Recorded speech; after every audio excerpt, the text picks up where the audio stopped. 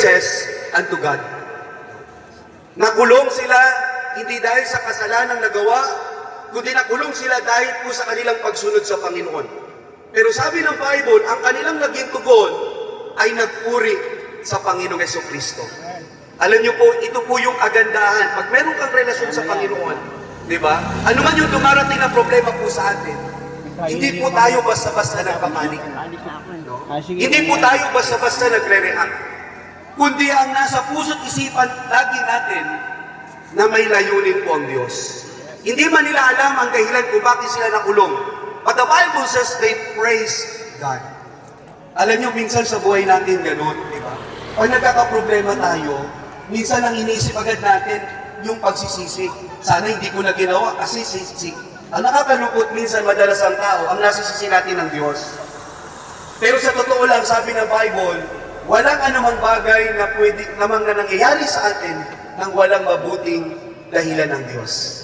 Ito po nangyari po sa atin, again, nabanggit ko po kay Pastor Jeff. Hindi po namin pinano ito. Pero inilagay ng Diyos sa puso po namin ang pangangaral o pagtuturo po ng salita ng Diyos. Bakit po? Kasi kami po bilang mga pastor, ang bawat tao po namimit po namin, hindi po kami tumitingin sa pampisikal. Kung ano mga estado po natin sa buhay, ang nakikita po namin ay yung inyong mga kaluluwa. Because man, the Bible says, is made up of body, soul, and spirit. Hindi namin tinitignan kung saan ka patungo, physically.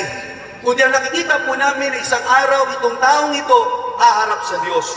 At ang katanungan, saan kaya siya pupunta pag siya'y binawian ng buhay? Because whether we like it or not, darating talaga yung point in our lives, meron pong tinatawag na ending. Wala pong taong nabuhay sa daigdig na eternally nabuhay. Ang pinakamatandang nabuhay sa Biblia ay si Methuselah. Umabot siya ng 969 years old. But the Bible says, he died. Kung merong good news, mga minamahal, meron pong bad news. Ang bad news, isang araw, tayo po ay babawian po ng buhay. Kanina, salamat, may nag-celebrate po ng birthday. No? Pero whether we like it or not, pag may birthday, merong ding date of death. Kung napapansin po natin yung lapida, ang nakasulat po doon, pangalan po ng tao, araw ng kapanganakan at araw ng tinatawag na kamatayan. At kung titignan po natin doon, meron pong guhit. Tama po ba? Tama. At yung guhit po, mga minamahal, hindi po yan mahaba. Napakaiksi lang po. Ganun lang po kaiksi yung buhay po natin na nilalagi sa daigdig. At pagkatapos po nun, ay paghukom. Kaya napaka-importante, mga minamahal, yung napakaiksing guhit na yon, matagpuan po natin yung kaligtasan. Kasi pagkatapos noon, sabi ng Biblia, eternity na po sa kabilang buhay. It's either langit o impyerno. Alam niyo, mga minamahal, kung wala hong langit o impyerno, hindi po namin ito gagawin. Pero dahil merong katotohanan na tinuturo ang Biblia, na isang araw, pag ang tao'y namatay, siya po ay huhukuman ng Diyos. Kaya napaka-importante, mga minamahal, ay malaman po natin yung tinatawag na kaligtasan. Kaya itong lalaki ito, sabi niya, Lord, sabi niya kay Paul, Sirs, what must I do to be saved? Ang question ngayon, pwede ba tayo makatiyak ng langit? Palagay niyo po. Kasi kadalasan, pag may tinatanong po kami mga tao, Sir, Ma'am, kung sakali po bang bawian kayo ng buhay, meron na po ba kayong katiyakan ng langit? Ang laging sinasagot, walang nakakasiguro niyan. Alam niyo, kung meron man tayo dapat siguraduhin, yung kaligtasan. Kasi wala pong second life. Pag namatay ka, hindi ka pwedeng bumalik dito sa lupa. Pagkatapos nun, paghuhukom. Bakit kaya nasasabi ng mga tao? Simple lang. Because they don't know the Word of God. Wala po nag-explain sa kanila. Dati hindi ko rin alam kung saan ako pupunta. May takot din ako dati sa kamatayan. Pero isang araw, may nagbahagi sa akin na salita ng Diyos, at kung titignan po natin sa Biblia, merong kasiguruhan ng buhay na walang hanggan. Bakit? Kasi merong daan eh. At ang daan, ang liwanag, si Kristo. Sabi sa John 14:6, Jesus said, I am the way, the truth, and the life. No man cometh unto the Father but by me. Maliwanag ang salita ng Diyos. Ang daan patungo sa langit, isa lang. Hindi sinabi ni Kristo, I am one of the ways. Isa lang ang daan sa langit, si Kristo. Hindi si Maria, hindi si Allah, hindi si Buddha, hindi si Manalo, si Kristo. At hindi po reliyon ang tinutukoy ni Kristo doon, siya mismo. Kaya ang sabi niya sa kanyang mga alagad, sa Matthew chapter 16 verse 13, ang sabi ni Jesus, what think ye of Christ? Ano sa palagay niyo? Sino si Kristo? Ang sabi ng mga alagad, ikaw si John, sabi nila, ikaw daw si John the Baptist. Sabi nila, ikaw daw si Elias. Ang sabi ng iba, ikaw daw ay isa sa mga propeta. Alam niyo, mahirap po yun.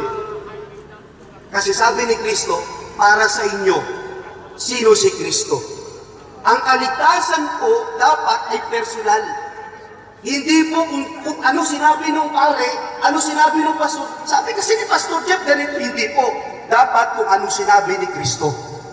Amen po ba? Amen. At anong sabi ng Bible? Sumagot si Pedro. Ang sabi ni Pedro, Thou art the Christ, the Son of the living God. Question, nakapag-aral ba si Peter? Hindi. Bakit niya nasabi yun? Because the God the Father revealed it to Peter. Mga minamahal, sa atin, salamat may Biblia na tayo. Panahon nila Peter, hindi pa kumpleto ang Biblia. Pero ngayon, sa panahon natin ngayon, kumpleto na. Sabi ng Panginoon kay Peter, Peter, son of Barjona, mapalad ka. Dahil yung sinagot mo sa akin, hindi yan basta-basta naunawaan ng mga tao. Pero ipinahayag sa iya ng Ama upang makilala mo kung sino ako. Pagdating sa kaligtasan, dapat totoo ang pagkilala mo kay Kristo. Magkamali ka lang ng theology mo patungkol kay Kristo, bagsak ka. Ang sabi nila, isa lang naman yan, pastor. Kahit anong reliyon, isa lang naman. Mga kapatid, isa lang yung gusto natin. Pero pagdating sa kaligtasan, mga minamahal, importante si Kristo. Because the Bible says, without Jesus, hindi tayo makakarating sa langit. Kaya importante po, sino si Kristo sa buhay mo? Siya ba ay Panginoon ng buhay mo? Siya ba ay tagapagligtas ng buhay mo? Mga kapatid, sabi ng Bible, Kristo means anointed one. Pag sinabing anointed one, siya lang po yun, wala na pong iba. Ang dami ngayon nagpapanggap na Kristo. Pasensya na po kayo, isa na dyan si Kibuloy. Ang dami niyang followers. Para sa kanila, si Kibuloy ang Kristo. Diyan po sa mga sabungan, may Kristo rin po. Pero sino si Kristo? Isa lang po siya. He is the Son of God. Siya ay bugtong na anak ng Diyos. Siya lang po ang nabuhay sa daigdig ng walang bahid po ng kasalanan. Anong layunin? Para tubusin po tayo sa ating mga kasalanan. 2,000 years ago, mga minamahal, binayaran na po ng Panginoong Yesus ang ating mga kasalanan. Amen po ba? Amen. Tinubos niya na po tayo. Siya'y namatay, inilibing. After 3 days, muli po siyang alin? Nabuhay. Tayo, pwede rin naman tayo magpapako sa krus. Sabihin natin sa Ama, Ama, binabayaran ko na yung aking mga kasalanan. Yes, mamamatay tayo. Pero ang question, meron bang kasiguro na mabuhay kang magbuli? Wala. Ang question, bakit si Kristo nabuhay na magbuli? Para patunayan sa atin, yung ginawa ni Kristo na sakripisyo ay tinanggap ng Diyos Ama yung kabayaran. Kaya ibig sabihin, mga minamahal, wala na tayong ibang dapat na gawin na sakripisyo para maligtas ka. Sampalatayanan mo na lang yung Kristo. Amen. Kaya sabi nung magnanakaw sa krus, di ba? Panginoon, alalahanin mo ko pagdating mo sa iyong kaharian. Makasalanan, walang reliyon, pero sagot ni Jesus, today, thou shalt be with me in paradise. Mga minamahal, whether you like it or not, tatawag ka sa Diyos. Bakit? Kasi lahat tayo mamamatay. Kaya bago dumating yung kamatayan, dapat sa panahong ito ay makilala mo na ang Mesayas. Walang iba kundi si Jesus. Sabi ng Bible, every knee should bow and every tongue should confess that Jesus Christ is Lord. Amen. Walang ibang tagapagligtas, mga minamahal, kundi ang Panginoong Jesucristo lamang po. Siya ang daan, ang katotohanan ng buhay, walang maparoon sama, kundi sa pamagitan. Kung babalik po tayo doon sa story, ang sagot ni Pablo, doon po sa nagtanong, sabi na nagtanong, what must I do to be saved? In verse 31, and they said, believe on the Lord Jesus Christ, and thou shalt be saved in thine house. Sabi niya, believe on the Lord. Yun lang ang gagawin natin para maligtas. You put your faith in Jesus Christ.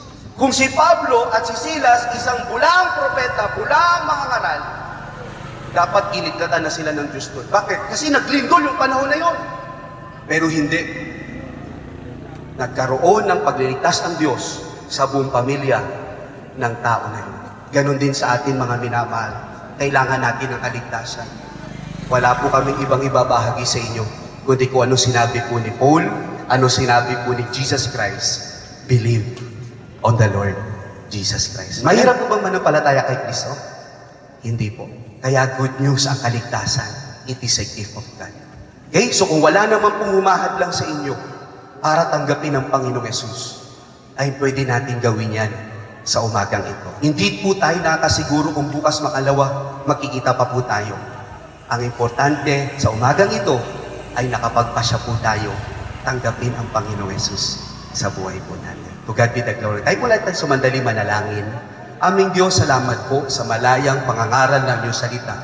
At marami pong salamat, Panginoong Diyos, dahil may mga lingkod ka na nakita yung need ng mga bikers.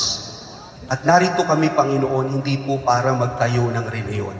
Marami na pong reliyon sa daigdig, pero hindi na bago ang tao. Hindi pa rin nagkaroon ng tamang relasyon sa Diyos. Panginoon, ang kailangan ng tao is a personal relationship with you, Panginoong Diyos. Naligaw kami ng landas dahil sa aming mga kasalanan. At salamat ang Diyos provided a way going back to God, and that is the Lord Jesus Christ. Lord, even this morning, kung meron man po sa aming kalagitnaan na parehas po ng katanungan, doon po na ano dapat kong gawin para maligtas.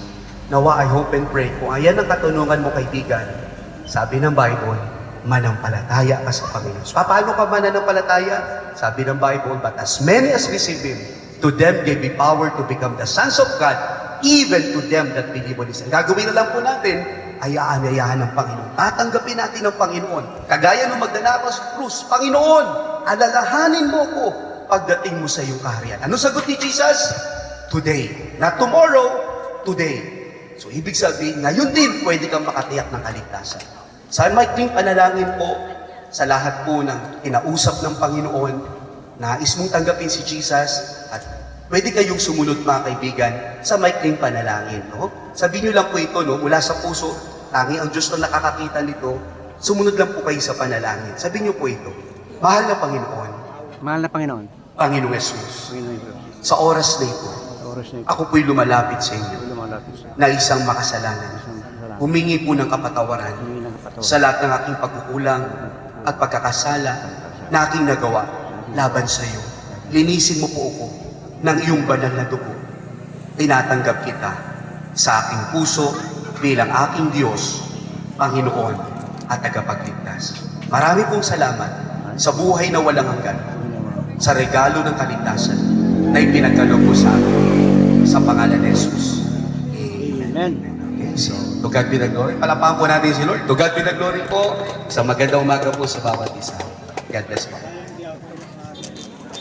Okay, Pastor George, closing further and then pray for you.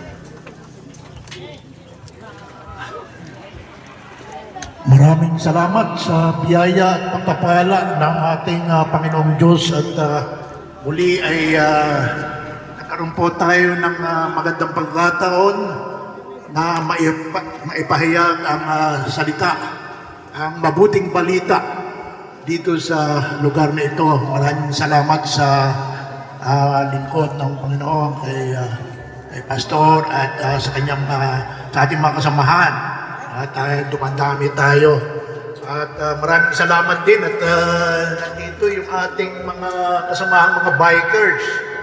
At dito ang Team Lagalang, si kaibigan natin, si Wilson, Engineer Larry Cateriano. at yung founder ng SMP, si Engineer, dito rin.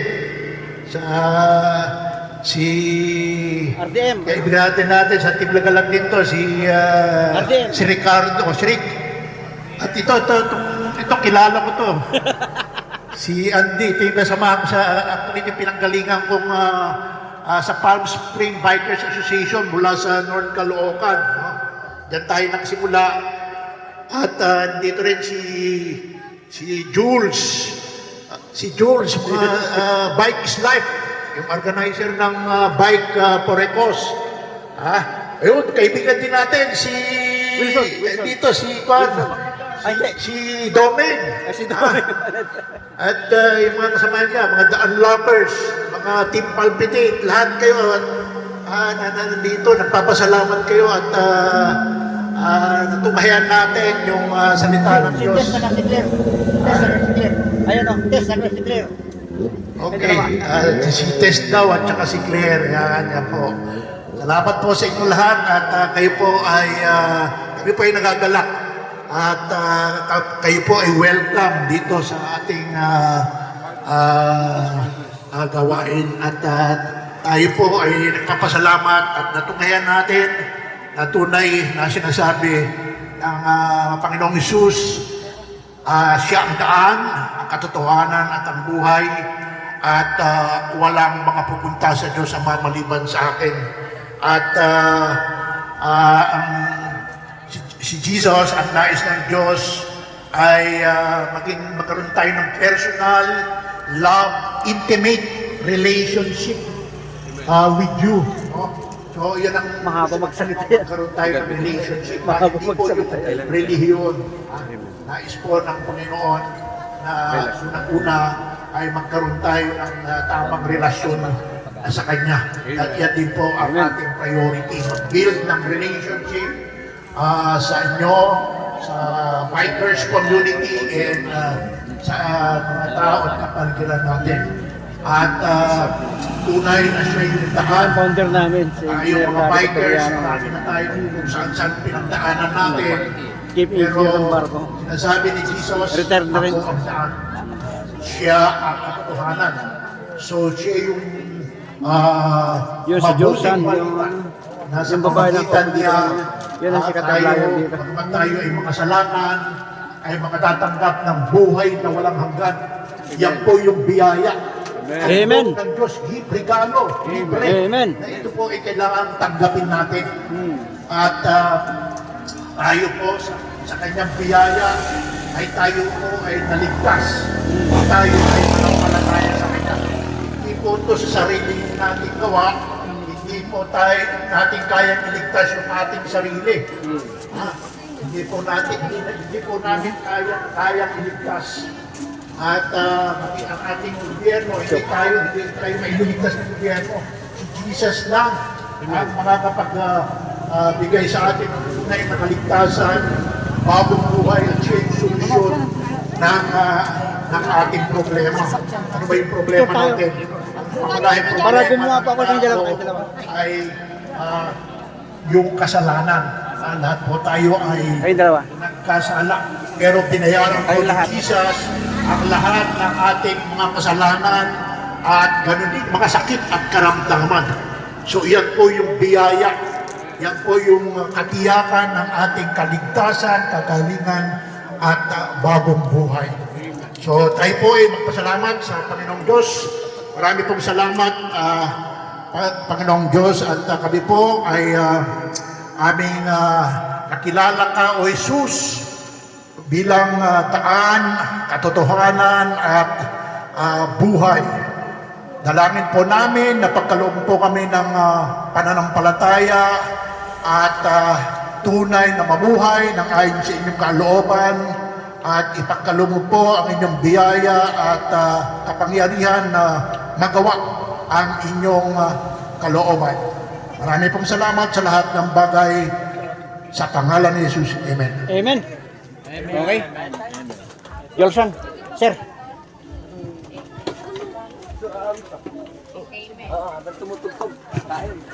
Okay, pwede na tayong kumain mga kapatid. Kuha lang tayo dito. Ha? Pray muna, pagkain. Hindi, pinag-pray na. Pinag-pray na. Pinag-pray na. Di ba pinag-pray mo ng pagkain? Pinag-pray na. Okay na. Alvin.